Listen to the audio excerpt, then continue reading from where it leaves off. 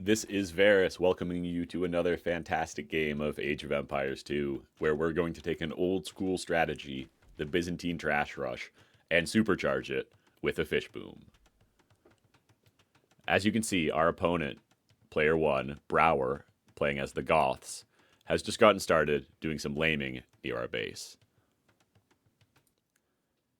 He's actually going to wall in this villager and shoot down this elephant as well, which I think is a little bit silly because it's actually a bit closer to his town center than it is to mine, and it would be quite easy for him to lure this home. But he's playing Goths and seems pretty single minded right now about laming. Our teammate Bell is playing as the Ethiopians, and he's got a great town center here. But he'll just go ahead and pull in one elephant so that his enemy, Green, cannot take it. His town center is so great because he's got a wood line right next to it. And because of this, he'll be able to fish out this single tile of shorefish and be able to immediately afford a dock. Bell won't have to build a lumber camp, where I've already needed to place a lumber camp on these baobab trees relatively close to my town center. Each baobab tree does have 200 wood, so I have 1600 wood in this area, which will be enough to get started with my Byzantine Trash Rush.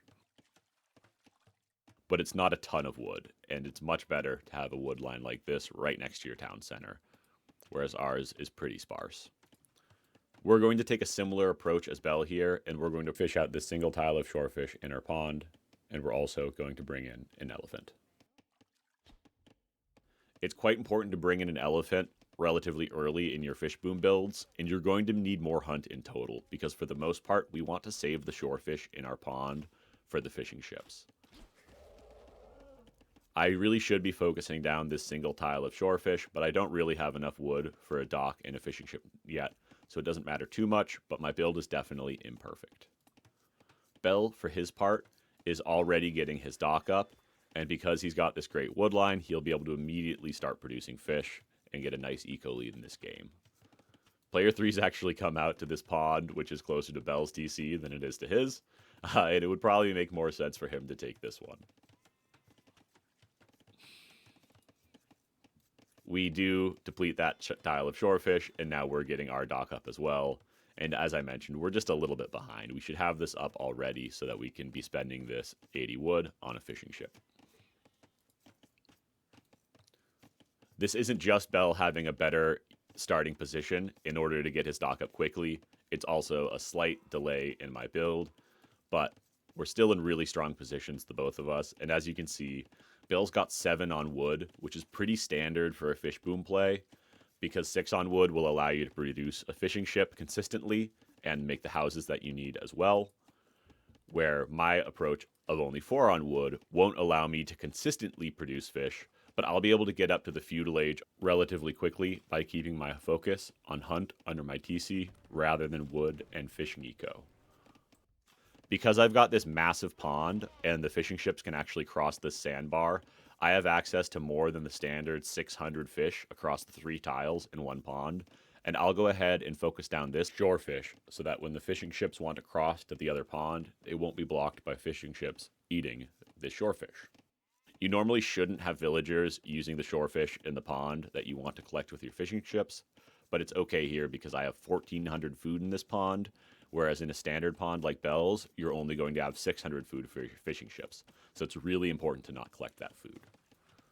Bell's taking revenge on player 3 here and saying, if you take my pond, I'm going to take yours. He tried to build a mill on this pond, but he'll just go ahead and mill P3's pond instead because player 3 has milled his. Bell brings in another elephant, and as I said, it's really important to bring in a lot of elephants during Fishboom builds because you want to save your shorefish for your fishing ships. So you're just not going to have kind of this buffer of extra food underneath your TC where you can always put a vill or 2 if you need to collect some food. I'm going up to the next stage here because I'm going for the Byzantine Trash Rush. And now that I've clicked up, I'm doing a heavy redistribution of my economy onto wood. I send one villager forward here to take advantage of the Byzantine and Ethiopian civ bonuses, where we're going to have free town watch in feudal age, and are also just getting +3 line of sight from Bell's team bonus as the Ethiopians. We're trying to set up a forward here, which is an essential portion of the Byzantine trash rush. Skirms and spears don't move very quickly, so you want to have your buildings in a nice forward position on the enemy so that you can flood them out into their base immediately. That way an enemy will have a hard time going for a counterattack because your units are right in their face.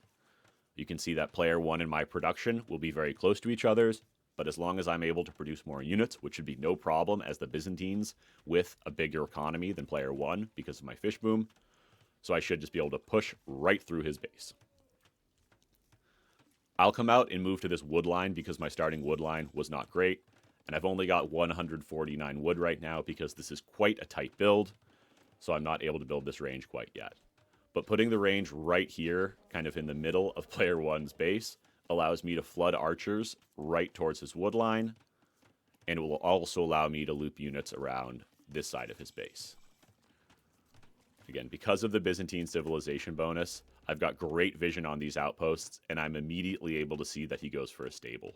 However, I've only got 8 food in the bank and 1 villain in the queue, so I've got no extra food, and I can't even afford a spearman. Again, this build is very tight, but because I've got a little bit of extra food under my town center, this could also be sheep or hunt if I had brought that in instead, and you don't have access to a pond. But I'm going to take a little bit of food with the vills while I try to get this eco rolling.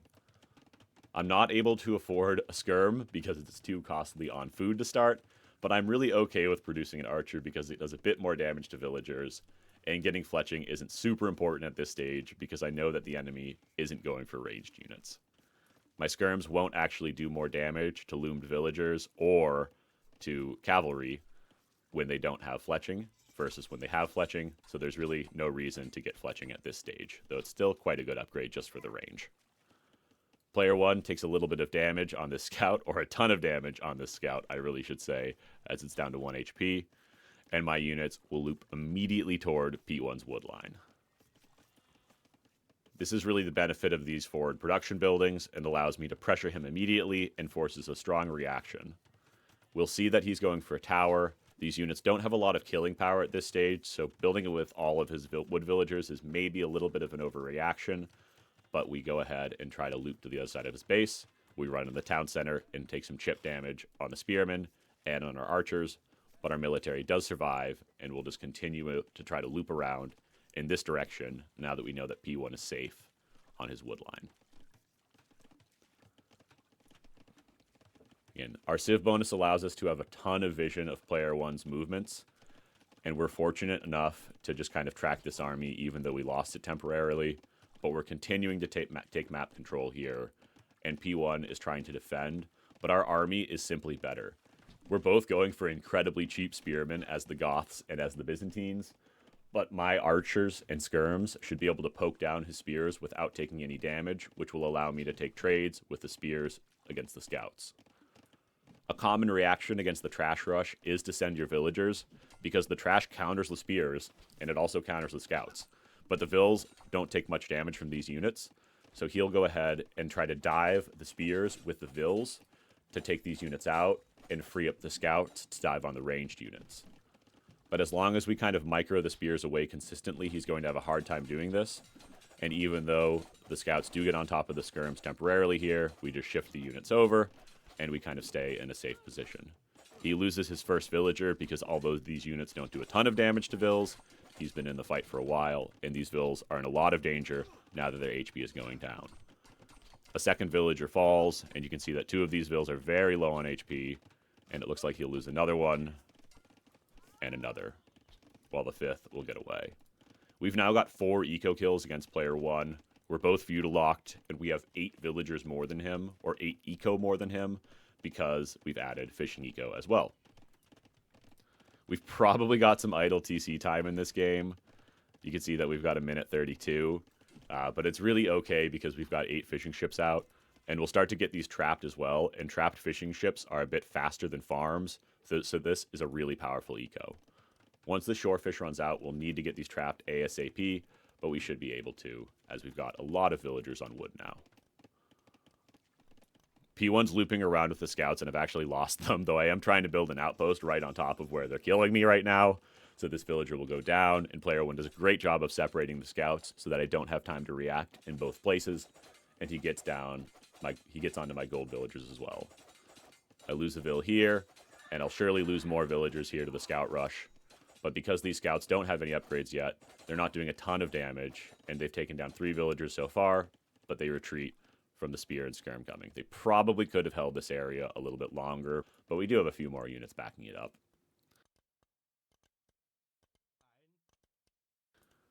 Our eco has fallen pretty idle now, and player 1 has done a great job to recover his position, but we've still just got a great position on P1. We're right in his face with with our military units, and he's not able to do too much other than turtle up defensively. We did try to send some units over to assist Bell against player 3, but now that P3 has crossbows out, we're going to be in a ton of trouble. P1 is just looping with the scouts while we're trying to fix our fishing eco, and these crossbows are going to be able to fight everything that Bell has. He's just trying to tower up on his wood line so that he can hold this position against the crossbows, and unless player 3 adds siege, the tower should be able to hold. He does move in toward the tower, and it seems like he's thinking about diving it, but Bell gets some quick walls down and starts to dive with the military, so P3 makes the right call to move back. Bell tries to dive with the archers and the scouts to take down this crossbow army, but the crossbows are getting a ton of value, and they've already got 10 kills, and they've only lost 2 expos in the fight. They continue to clear up the forces here. He's still got 6 crossbows left with 14 kills on them, and Bell is in a ton of trouble now. He's lost access to his stone, so he won't be able to continue to add more towers other than the one that he can currently afford, and the crossbows can pretty freely control this position. The only thing that's really fortunate for Bell here is that the crossbows are leaking out in this direction, and there's not too much for them to hit unless they can find these villagers, but Bell should be able to run from this army if it comes. He deletes the palisade wall, and he does run, and player 3, who is kind of in the corner against Bell, is using the map control to try to expand out. I do not agree with that decision, because this is a pretty isolated town center, and I would way rather see him use this huge military mass to take these villagers and drop a siege workshop right in Bell's face and just kill him. If you're cornered, you don't really want to leak out and boom. You want to kill the guy who's cornering you with your castle age advantage. Bell is feudal locked right now, and he would just be totally screwed if a siege shop was dropped on his face. Blue has continued to try to pick off villagers here, but we've been able to bring our army back and protect our eco a little bit better. So we're in a much stronger position now. Bell has an unfortunate 4 to 18 kill death. We're at 9 to 8 now. And in terms of eco, you can see we've lost 3 and killed 4. So player 1 and I have really stabilized. He's continuing to dive here, but we're just trying to quick wall in the villagers as best we can and continue to expand out around the map here. Somewhat amusingly, player 1 is right outside of our line of sight, and he's gone for these kind of funny little expansions as well. But I think this is quite wise because he does need to leak out to the parts of the map that actually have resources, and I prefer his approach here of just trying to take map control and defend with towers rather than actually trying to boom in that area. Because of that, P1 does have a timing advantage on the way to Castle Age, and he'll be up in just a few seconds. I've realized that I'm floating some resources, and I want to get up and use this gold, so I'll be up shortly after, and I've got enough military here where I should be able to hold. Green is doing a great job of holding Bell's map, but the good thing for Bell here is that Green only has 36 economy and Bell has 37. So while Bell is behind in military control, he's not completely in a disastrous position when it comes to economy, and because player 3 has multiple town centers, Bell might have the opportunity to just focus on pure military and come back in this game. P1 is just continuing to loop around, but our vision in this area is just so good, and the combination of the Byzantine and Ethiopian civ bonuses just turns these into absolute satellites, which will get even stronger in the next stage.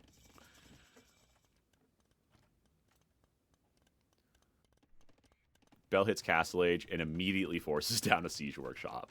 Bell and I really value siege in early Castle Age, because even though Bell's super far behind, a Mangonel can technically push back this entire army.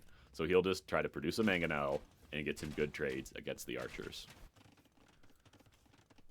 Player 1 is diving with cavalry at this stage, so I'll pull my remaining army over and add another barracks to flood more spears. probably don't need 9 in the queue, but we don't want to lose control at this stage of the game. I finally realized that P1 is expanding out here, but it's really a bit too late, and I needed to notice this sooner. But it's not a terrible position, because we've got a ton of trash on the field still, and we'll be able to just kind of rotate our villagers toward our army and try to take some resources on the edge of the map. The biggest threat to us right now is definitely this Mangonel, because Mangonel is pretty much hard counter feudal age units of all sorts except scouts, but we'll just go ahead and run 8 spearmen at this Mangonel and see what we can do. He goes for an attack round, but he slightly overshoots both times, and now the spearmen are on top of the Mango. And we've just got enough units, and it's been a messy enough game that Brower wasn't able to get the trades he wanted there. We'll force down a town center here with pretty much our entire economy, and player 3 has come in on our gold, and he's attacking us now. This is super painful, but the fact that P3 has come to me at least means these crossbows aren't terrorizing Bell anymore. I start to lose my fish, and it's pretty painful, but I've got Elite Skirm and Bodkin on the way, so I should have some chance to defend this. I'm even producing a couple of galleys right now, but with Elite Skirm coming out and the crossbows probably being forced away from this position, I won't need those units, and I'll just have to re-add the fish. Losing your fish is quite painful, but honestly, that's just 5 units that each cost 75 wood, and I can reproduce them really quickly. You can even see that I've got some idle fish just waiting to take those traps. It's a lot more punishing if you actually lose the traps as well as the fish, but we were at least able to defend that position somewhat. The spears continue to take trades against counter units just by sheer Byzantine numbers, and as I mentioned, because player 3 looped onto me, and he didn't go for a pure military approach versus Bell, Bell is punishing him. You really can't just leave a player like Bell alone after doing a bit of damage and assume that they're going to just crumble and not come back against you. Bell's just too strong of a player for that. He's now got 5 Mangonels, and player 1 is going to try to dive this with some siege, but Bell is looking, and he gets a huge attack round on the Knights, and he'll split off the Mangonel so that the Knights have to chase it, and gets another sick attack round and just completely wrecks these units. Knights can do a great job versus Mangonels, but when the numbers are there and the micro is there, you just can't dive into that type of position. We get a castle up in the south here and continue to kind of assert dominance against player 1. He's now got a split eco in this position, just like player 3 has, and they honestly had a pretty tough map, being generally pincered by us in the corner here. But honestly, you can always play better and can push your way out of the position, but that's not to say we didn't have a great position in this game. More than a map win, though, I honestly just think that we've kind of got a strategy win, because Fishbooming is very strong on AC. If you don't get punished for it, it's super powerful, and Bell did get slightly punished for it, and even though I lost some fish, I wouldn't say I was punished. Losing 5 fish when you have 16 trapped fish isn't really all that bad. We kind of just explore this area and want to see if there's an overchop with these skirms. There isn't, so we're not going to be able to dive here. Even if there were an overchop, he's actually done a double tower here, so there's no chance of just standing beneath Murderhole's range with a small group of ranged units anyways. Player 1's Knights will dive our skirmishers, and we'll just back it up. But as I mentioned, it's been such a crazy game, and P1 still doesn't have upgrades on these, so the Byzantine skirms are countering these Knights quite effectively. And now that we're close to our TC, we'll have that bonus damage from the TC to push them away. As we start to clear up this town center, player 1's economy is going to be extremely exposed, and the position gets really challenging for him. Bell's move forward as well, because he's done some damage to green, ripping down a second town center. And now that green's forced guard tower, Bell won't dive with the Mangonels there. Player 1 gets a 1-for-1 against Bell's Mango, but the pikemen are diving and pushing this Mangonel back. Bell will retreat the pikemen to protect his siege, and he'll go for more attack rounds on these Knights. This time he misses, and the Knights do get in on top of the siege, but there are enough pikemen in the area, and he's microing the Mangonels now against the crossbows, which do a good job of backing away. But then they take a huge shot, and Bell's units are still surviving this engagement. The guard tower is ungarrisoned right now, and would be a good idea to put the crossbows in the guard tower because it significantly increases their damage against mangonels when they're garrisoned. At least having the villagers inside is quite good as well. Now that there's guard tower on this side and a siege workshop with a hill on this side, it's pretty unlikely that Bell will be able to continue to hard push into this position. Guard towers counter mangonels pretty effectively, and of course this hill position and the guard tower on the edge here are already creating a pretty hard choke point for Bell to push into, and the siege goes down. But during this time, of course, I've been left alone. So I've actually started to prepare my own siege push, and while I wasn't quite as diligent as Bell in spamming out the siege units, I was able to fully recover my economy. I'm getting up to 20 fishing ships fully trapped in this pond now, and am in a really strong position. I've taken out Player 1's town center in the south, and killed a lot of the villagers, but he did get an expansion down with the villagers that were working on the mill in the west. This is actually just a sheep that's leaked out to the full west of the map. We're just going ahead and adding in infantry upgrades at this stage because we figure we've got so much of a military advantage right now that we can add in rams. Mangonels are great when you don't have a huge military advantage. Bell didn't have a giant army here, but he wanted mangonels to counter the crossbows and to take good trades against the enemy units. I don't really need my siege to trade against the enemy units, and I'm not going to rely on siege to trade against knights when I have Byzantine pikemen available. Part of the problem with mangonels is it's kind of a skill situation where you rely on getting nice shots like that to kill the enemy siege, but if they get one-for-one trades, then you're going to have a hard time pushing. Mangonels also don't have a ton of HP, so when knights come in to dive them, they can just die to the enemy knights. And even though we've got pikes and skirms here, we're not able to push those away before we lose the mango. Rams have a lot more HP than the mangonels, and so even though the knights are going to do bonus damage since the rams have -3 melee armor, they just survive a little bit longer than a mangonel would. And the rams are eventually able to push the knights away before the siege units go down. Siege is something you want to generally add when it counters the enemy army, or if you have a military advantage, and you can't push without it. This trash army is pretty useless if I don't add the siege right now into this heavily fortified base with towers, siege, knights, and town centers. But now that I've got a huge military snowball and a few rams, I'm able to force these engagements, and we're able to put player 1 and player 3 in a really tough position. We go for a complete get out of my game castle here, and player 1 and player 3 do call the GG here and resign. You can see that we do have the biggest food eco in this game, and we've got a ton of this eco from our fishing traps. We've got 9,000 food economy in total, and if we go ahead and look at these fishing traps that we've set up, you can see that they've got 8,000 food left. We've collected 6,154 food from these fishing traps. That's good for over 2/3 of our food economy and propelled us to victory. Please give the video a like or subscribe to the channel if you're enjoying the content.